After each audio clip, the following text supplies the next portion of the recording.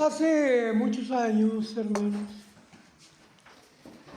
aproximadamente 58 años, la mayoría de ustedes todavía ni nacían. Yo me enfrentaba a una dificultad muy grande, hermanos. Los médicos en ese tiempo, yo estaba en el hospital, recuperándome de un accidente tremendo, fatal, destructivo, que sufrí cuando yo tenía 13 años. Y los médicos me decían en ese momento: tú no vas a volver a caminar.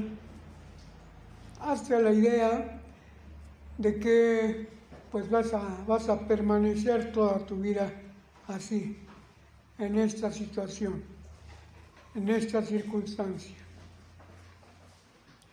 En esos momentos, pues yo era ni siquiera un adolescente, era todavía un niño.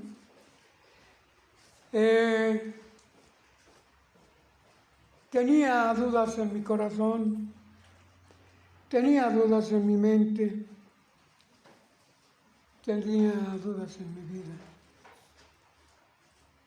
Mi papá, de alguna manera, consiguió un libro que se llama La victoria al alcance de mis manos.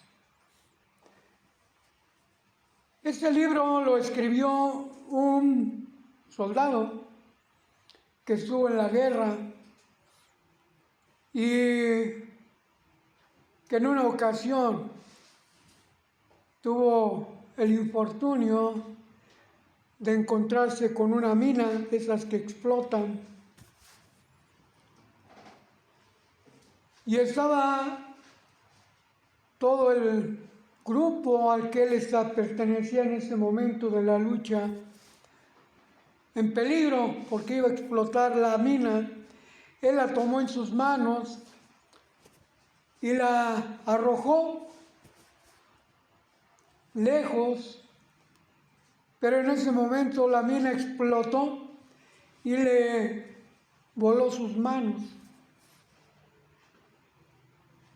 Estaba narrando este personaje que estando en el hospital se veía sus manos, donde habían estado sus manos, y él se lamentaba mucho. Uno de sus familiares le llevó unas manos mecánicas, ortopédicas. En ese tiempo, estoy hablando de 1967, no había los adelantos que existen ahora. Y eran unos brazos de fierro rústico, sin nada de apariencia. Aparentemente no tenía utilidad esos brazos. Sin embargo, se los adaptaron a su persona y él, lleno de voluntad, lleno de esfuerzo y confiando en Dios, ahí lo plasmaba en su libro, procuraba manipular esas manos de fierro, vil metal. Se las adaptaron de tal forma que con movimientos de los nervios de sus muñones tocaba un mecanismo que le permitía abrir y cerrar. No tenía dedos, eran tenazas. Y luchó y se esforzó y sufrió, pero por fin alcanzó a mover sus manos, alcanzó a aprovechar ese artificio que le prepararon exclusivamente para él. Y al final, cuando él salió del hospital, ya podía usar esas manos y escribió ese libro, La victoria al alcance de mis manos. Fue motivador para mí, porque aunque yo tenía mis dos manos y tenía mis dos pies, no los podía utilizar. Salí del hospital con ese pensamiento de que si alguien pudo alcanzar la victoria, yo también la podía alcanzar. Literalmente, cuando salí del hospital, hermanos, a recuperarme finalmente en mi casa de ese terrible accidente, yo no podía caminar, me arrastraba en el suelo. Quería ir a algún lado y arrastrándome, literalmente, hermanos, no en metáfora ni nada, literalmente iba a donde quería. Y yo decía, si alguien pudo alcanzar la victoria, ¿por qué yo no? Salí del hospital el 18 de diciembre de 1968. En ese momento en que salí, me sacaron en una silla de ruedas del hospital hacia un taxi, en una silla de ruedas con una tabla y mis pies arriba de la tabla. Mis pies estaban así, encogidos. No los podía enderezar, no los podía bajar. Y con esa tabla, mientras alguien me agarraba, otros me cargaban para meterme a mi casa. Cuando sentado en mi cama, bajaba mis pies, yo sentía como clavos ardiendo. No podía tenerlos abajo. Así es de que opté por bajarme yo, que mis pies quedaran como si fuera en la tabla, pero en el suelo, sentado yo. Terminó diciembre, terminó enero, terminó febrero y marzo. A finales de marzo me consiguieron un lugar en lo que en aquel tiempo se llamaba Rehabilitación Nacional, allá en las calles de Mariano Escobedo, en la colonia Santa Julia. Mis papás, para poder satisfacer las necesidades que tenía yo de medicamentos, no me podían llevar a la unidad y yo me iba en camión solo. Para ese momento yo ya caminaba con muletas, 15 días anduve en muletas y las dejé y todavía no podía caminar bien, pero ya podía subirme al camión sin muletas.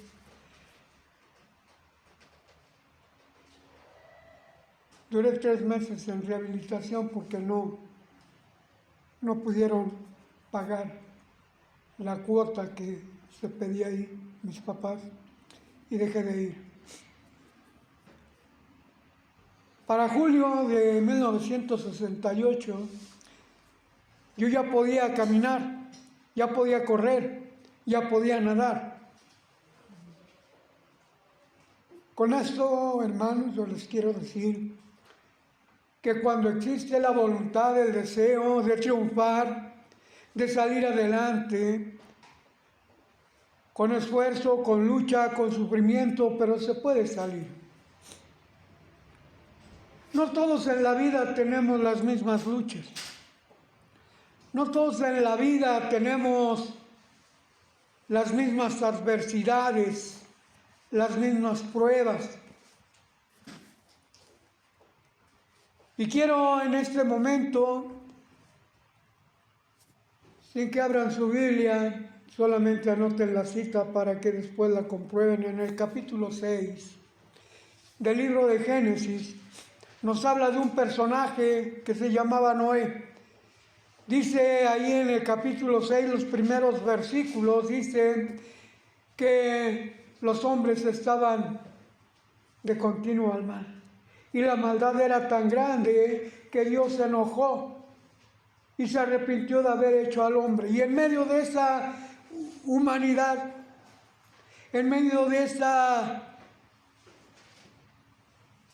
civilización, estaba Noé, un hombre justo, un hombre perfecto, un hombre temeroso de Dios, y Dios lo puso a prueba.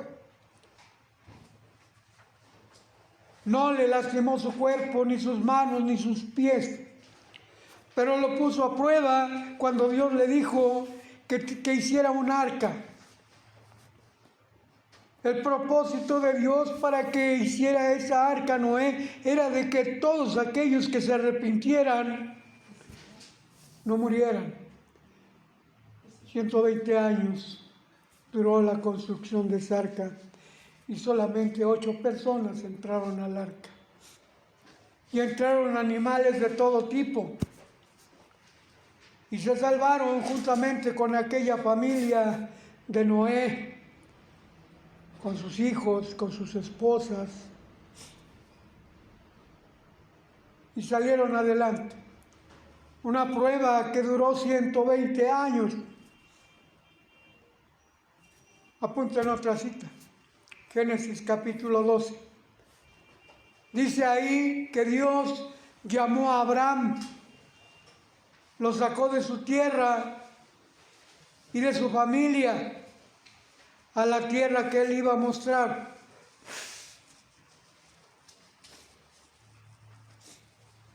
No se le iba a dar a él, sino a su familia, a su descendencia. ¿Saben cuántos años duró el peregrinar de Abraham? El doble. 80 años. Y murió. Y fue llamado el padre de la fe, porque nunca decreció esa fe, esa prueba que Dios le puso, se iba acrecentando en éxitos, en frutos.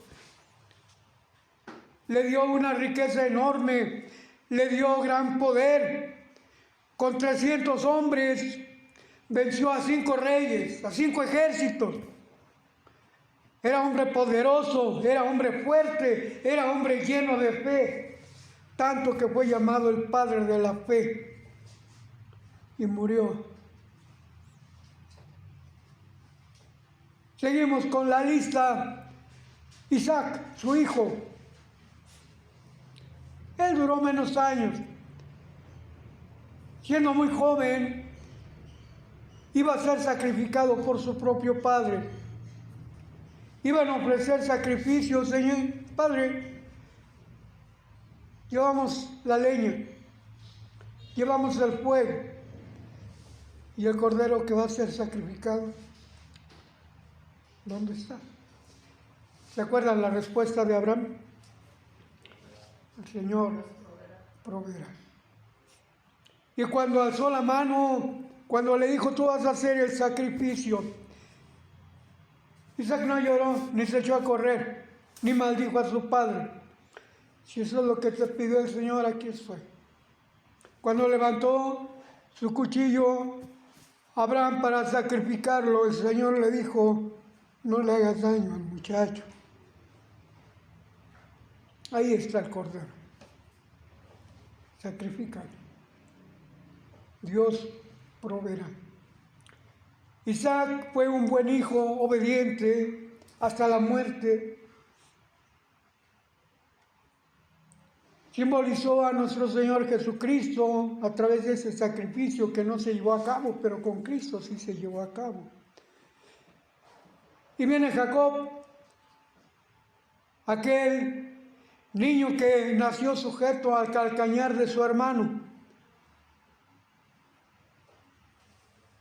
El testimonio que alcanzó Jacob, capítulo 22 de Génesis. Nos dice este testimonio: has luchado con Dios y con los hombres y has vencido. Hermanos, La lucha es primordial para alcanzar la victoria, porque sin lucha, sin guerra, sin pruebas, sin obstáculos, no hay triunfo, no hay victoria, no hay salvación. Y si queremos alcanzar un triunfo, una victoria, la salvación, la vida eterna, tenemos que luchar. Llega Moisés, es su turno de Moisés. Ve con el faraón. Yo no, Señor, yo soy niño. Soy tardo para hablar, no puedo.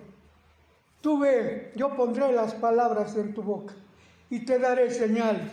Y Dios fue con él. Ahí sí fueron 40 años de prueba, de lucha, hermanos. A la edad de 120 años, dice la Biblia y en Deuteronomio que sus ojos nunca se oscurecieron. Murió fuerte. Después de haber liberado al pueblo de Israel, después de haber soportado tantas luchas, tantas pruebas, murmuraciones, problemas. Tenían sed, iban con él, pero no le decían, danos agua, por favor. ¿Saben qué le decían? Tú nos sacaste de Egipto y nos traes a morir aquí. Nos hubieras dejado allá.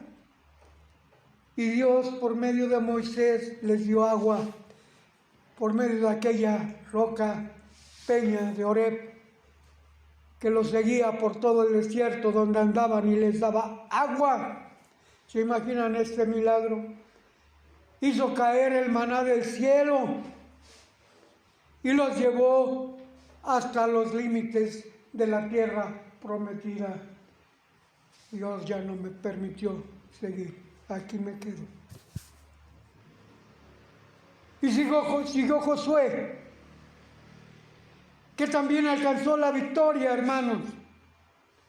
No crean que fue Josué el que tuvo el poder para parar el sol. Tuvo la confianza, tuvo la fe para poder parar el sol, porque Dios se lo había dicho. Y así se lo ordenó al sol, con la confianza de que Dios estaba detrás de él, como dice Jeremías, cual poderoso gigante. Y paró el sol. Y venció a los ejércitos enemigos. Y llegó al final de su camino. Y le dijo al pueblo en su último discurso, ustedes escojan a quién servir. Que yo y mi casa serviremos a Jehová. Y murió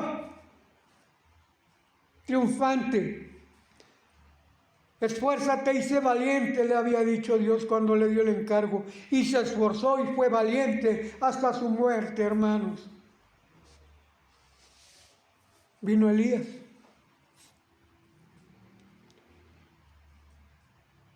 Y le dijo Dios lo que tenía que hacer. Y lo hizo. A pesar de que el mismo pueblo de Israel lo perseguía, lo querían matar. Lleno de miedo se metió a aquella cueva. Señor, a tus profetas han matado y solamente quedo yo. Se sentía solo. ¿Por Dios? ¿Lo abandonó Dios? Han matado a todos tus profetas y solamente quedo yo. ¿Y qué le dijo el ángel de Jehová, hermanos? No estás solo, hay muchos como tú. Le dio de comer y lo sacó de esa cueva y le dijo, grande camino te queda por recorrer. Y lo recorrió hasta que lo arrebató Dios en un carro de fuego, pero no allá al cielo, sino lo traspuso Dios a otro lugar para que siguieras trabajando allá. Y murió. ¿Cuántos hombres siguieron, hermanos? Vino David. ¿Ustedes creen que David por sí mismo podía matar a Goliat? Tú vienes a mí con espada y con lanza. Mas yo vengo a ti en el nombre del Señor de los ejércitos. Y triunfó David y murió David. Como murieron todos los hombres, como murió Daniel, después de esas pruebas que tuvo de ser llevado como esclavo a Babilonia, o aquellos 3 jóvenes, Sadrach, Mesach y Abednego, murieron, hermanos, porque tenían que morir, está establecido, decía el apóstol Pablo. Hebreos 9:27, está establecido que los hombres mueran una sola vez y después del juicio. Y murió Isaías, y murió Jeremías, y viene Cristo, y muere también, pero Él resucita. Bueno, y si estos hombres vencieron, y si Cristo resucitó, nosotros como seres humanos podemos vencer también, hermanos. ¿Sí o no? Pero es que ¿quién fue Abraham? Es que ¿quién fue Noé? Es que ¿quién fue Elías? Es que ¿quién fue Moisés? ¿Quiénes fueron, hermanos? Hombres de carne y hueso como nosotros, que fueron llamados con un propósito, y Dios fue con ellos. Allá en el capítulo de Hebreos, capítulo 11, verso 6, voy a pedir que me apoyen con la lectura de Hebreos 11, 6 y el verso 14 de ese mismo capítulo. Todos esos hombres tuvieron un común denominador. ¿Saben cuál fue, hermanos? Y todos ellos, dice ahí, con la fe, pues en Dios pudieron vencer. Hebreos 11:6. ¿Quién lo tiene? Dice, Fuerte. Pero sin fe es imposible agradar a Dios, porque es menester que el que a Dios se allega crea que le hay y que es galardonador de los que le buscan. Galardonador. ¿Qué significa galardonador? Premiador. El que ganó le vamos a dar un premio, un galardón. ¿Y cuál es el galardón que ofrece Dios a todos aquellos que se esfuerzan con fe para alcanzar la victoria? La vida eterna. Ese es el galardón que esperamos. Pero tenemos que tener que, hermanos, fe. Con la fe ya ganamos.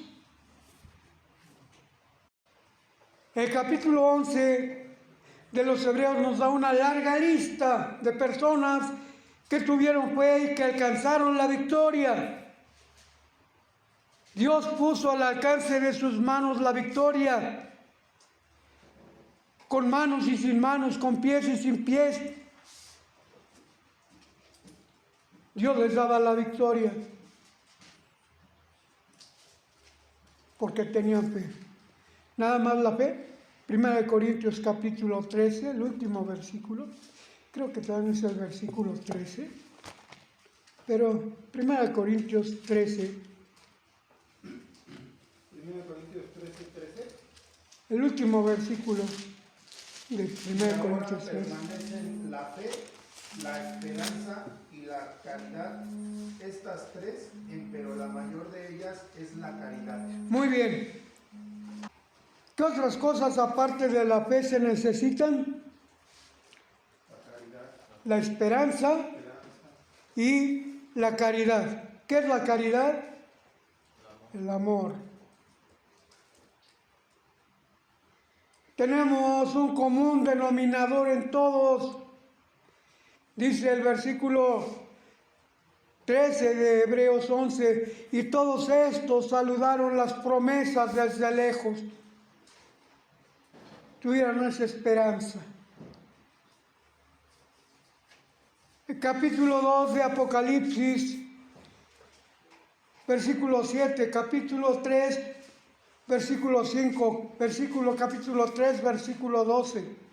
Al que venciere, yo le daré la corona de la vida. Al que venciere, yo le haré columna en mi templo. Al que venciere, le daré del maná escondido. Al que venciere, le daré que se siente en el trono de mi gloria. Por eso, hermanos, no vamos a temerle a la lucha. No vamos a temerle al sufrimiento. Desde hace muchos años, mi esposa me decía, tú tienes una muy grande resistencia al dolor.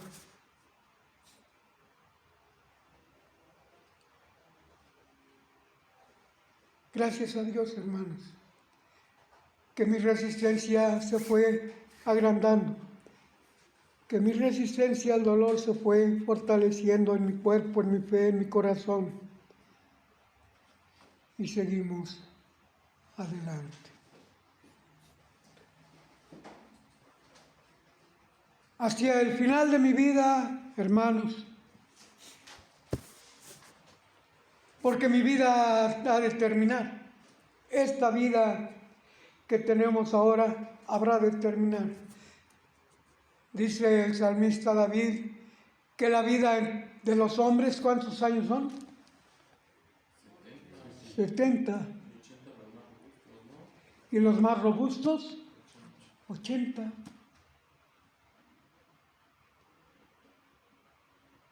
Yo voy a morir. Pero como ya lo he reiterado en otras ocasiones, quiero morir con la confianza puesta en Dios, de que Dios me habrá de levantar y me habrá de dar ese galardón, ese premio.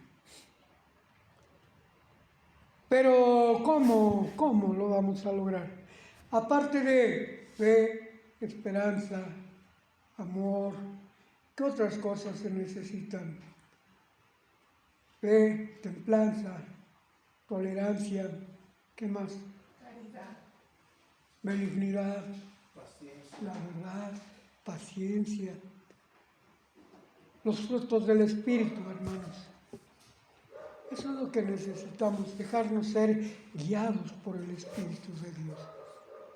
Cuando tengamos esas armas, como aquellas 5 piedras de David, aquella onda, cuando tengamos esas armas, como la paciencia y la mansedumbre de Moisés, cuando tengamos esas armas, la fe y el amor de Abraham, de todos aquellos personajes, cuando las tengamos, hermanos, vamos a utilizarlas. Romanos 8, 35 al 37. Dice, ¿quién nos apartará del amor de Cristo? Tribulación, hambre, angustia, persecución,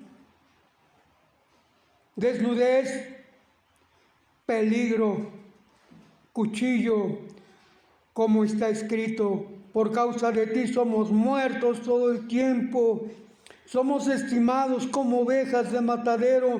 Antes en todas estas cosas hacemos más que vencer por medio de aquel que nos amó. ¿Por quién podemos vencer, hermanos? Por Cristo Jesús. Por lo cual estoy cierto que ni la muerte, ni la vida, ni ángeles, ni principados, ni potestades, ni lo presente, ni lo porvenir, ni lo alto, ni lo bajo, ni ninguna criatura nos podrá apartar del amor de Dios, que es en Cristo Jesús, Señor nuestro. ¿Se fijan la confianza que tenía Pablo? Les voy a contar una anécdota de Pablo, para que vean de qué tamaño era su fe, para que vean de qué tamaño era la fuerza de su espíritu de él, que Dios le había puesto en su corazón.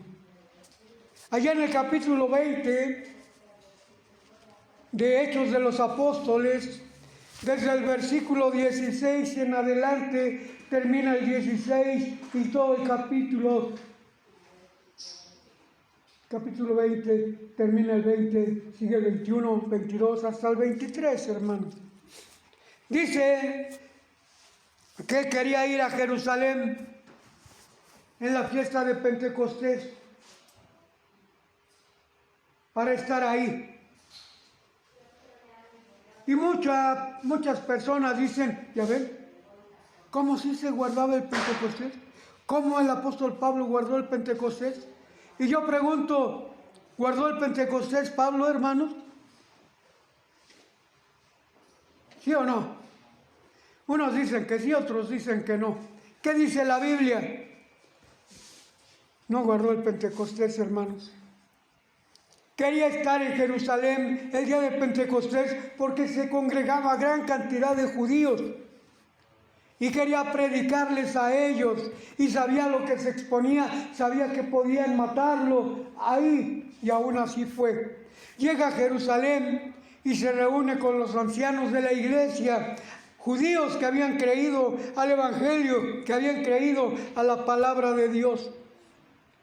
¿Y saben qué le dijeron a aquellos ancianos?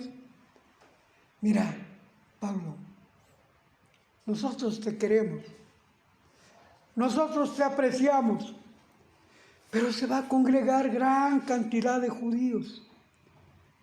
Te recomendamos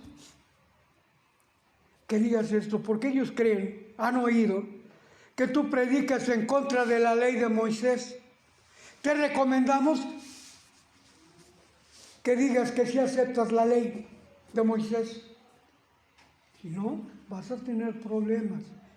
¿Y saben qué les contestó Pablo? Ustedes pueden ver esa lectura del versículo 16 del capítulo 20 de Hechos. Más adelante le dicen eso los ancianos. Y más adelante, cuando se encuentra con todos los judíos, viene otra prueba muy grande. Los judíos lo querían matar. Así es que tú eres el que predica en contra de la ley de Moisés. No predico en contra de la ley de Moisés. Predico el amor de Cristo. Predico la palabra de Dios. Y él nunca guardó el Pentecostés, hermano. Fue el día de Pentecostés para predicar la palabra de Dios, que es muy diferente.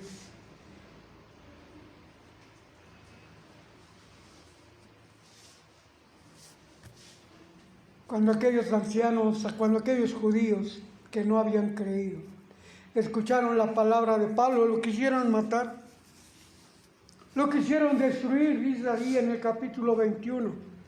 Y separaron a aquellos judíos que habían llegado a Jerusalén a celebrar la fiesta del Pentecostés. Dijeron, vamos a matarlo, vamos a destruirlo, porque él está predicando en contra de la ley de Moisés. Llamaron a los guardias, mátenlo, está predicando contra nosotros. Eso no nos incumbe a nosotros. Eso es una ley de ustedes la deben de cumplir. ¿Sí? No ha hecho ningún mal. Pues si no lo matas, por lo menos golpéalo. Pablo ya había recibido 3 veces azotes, 39 azotes menos 1 por 3 veces, 117 azotes ya había recibido y lo iban a azotar a aquellos soldados romanos.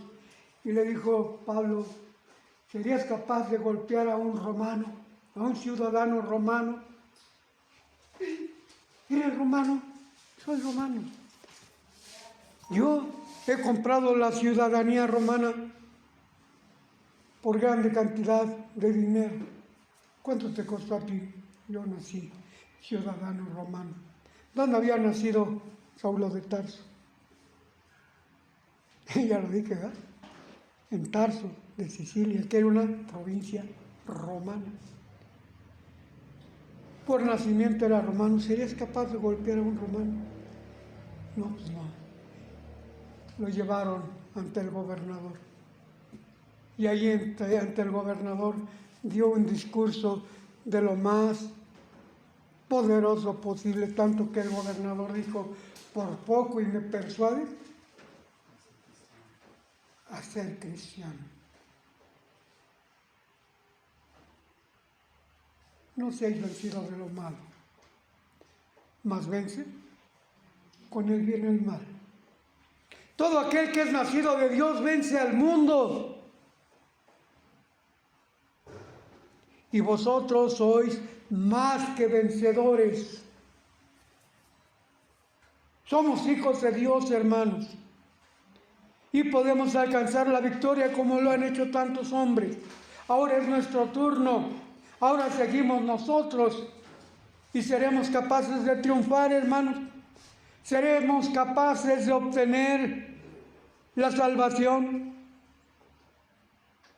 Allá en Proverbios capítulo 24, verso 21, nos dice que cuando alguien sale a luchar, prepara los caballos. Pero los caballos no dan la victoria, dice ahí. La victoria la da Dios.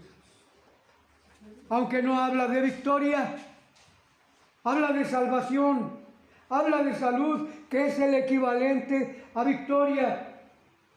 Queremos alcanzar la victoria, vamos a alcanzar la salvación. ¿Quién lo encontró, hermana?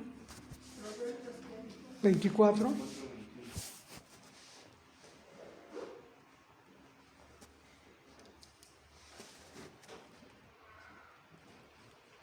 No, perdón. Proverbios 21, 31. Perdón, hermanos. Por mucha preparación que tengamos, por mucha disposición que tengamos, dice el apóstol Pablo en Romanos capítulo 5, no es del que quiere ni del que corre, sino del que Dios tiene misericordia. Y a uno les da más y a otros menos, pero a todos nos da esa posibilidad. Y a los que nos dio más, ¿qué nos demanda el Señor? Pues más. Y el que le dio menos, pues menos. ¿Qué tanto hemos recibido nosotros? 5 minas, 3 minas, 1 mina. Demos lo doble de lo que Dios nos da. Él nos da la vida. Nos ofrece grandes bendiciones. He peleado la buena batalla. He guardado la fe. Por lo demás me está guardada la corona de la vida, la cual me dará el Señor, juez justo, y no solamente a mí, sino a todos los que aman su venida. Luche por ella, de tal modo que lo obtenga, que obtenga ese galardón. Que el Señor nos llene de fortaleza. Puestos de pie, vamos a leer Apocalipsis capítulo 21.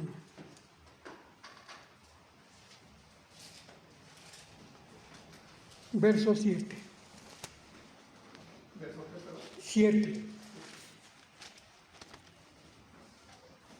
Vamos a leerlo todos juntos, hermanos, y vean qué hermosa promesa de parte de Dios.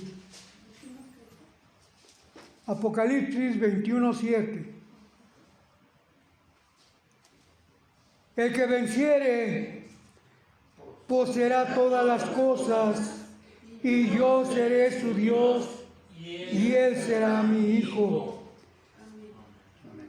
Al que venciere poseerá todas las cosas. ¿Cuáles cosas? Las citas que les mencioné hace un rato. Apocalipsis 2. ¿Qué?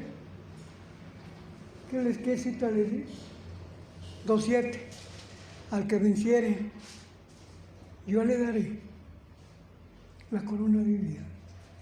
Al que venciere, yo le daré del maná escondido.